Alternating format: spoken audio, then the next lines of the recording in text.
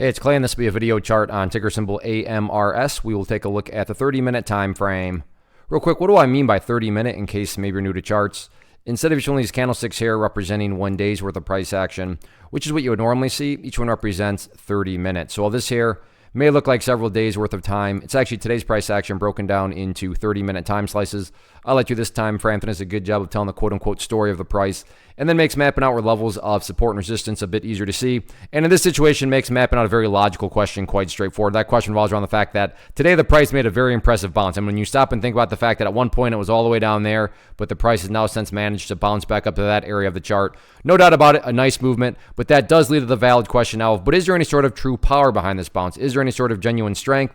Or is this just some sort of knee-jerk reaction, dead cat bounce type move? I have no idea, but like I said, by using charts, we can make mapping out that question very straightforward. And in my mind, it all revolves around this area down here at, what is that, the $4 mark. So why is $4 important? Well, hopefully we can agree on the logic that price movements with genuine power, with true strength, the price is going to progress forward. The price is not going to go back to where it was. So with that in mind, think about $4. If the price were to go down to 4 and then just continue on down, what would that be doing to the price? Well, from a very literal perspective, that'd be putting the price right back inside of that range that it just broke out from. And again, going back, not a sign of true strength. Whereas let's say the price came down here, behaved in that manner, and then started to work its way back upwards. What would you have in this situation? Well, you'd have a set of lows right there.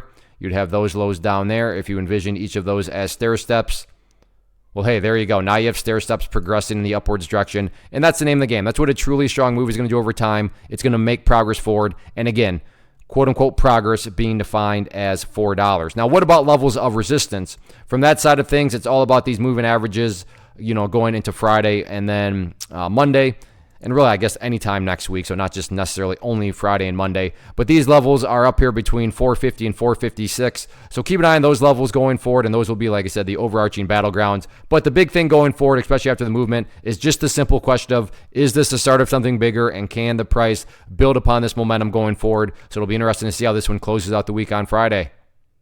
One of the biggest questions that I get is, hey Clay, how do you find the stocks that you trade? So what I've done is put together a free resource guide where I talk about the tools that I use to locate stocks that I find interesting and think may have potential. So if that sounds like something that could add value to you as a trader, then click on the image that is up on the screen right now and I will email you the guide. The guide itself is very short and to the point, and best part, it's completely free.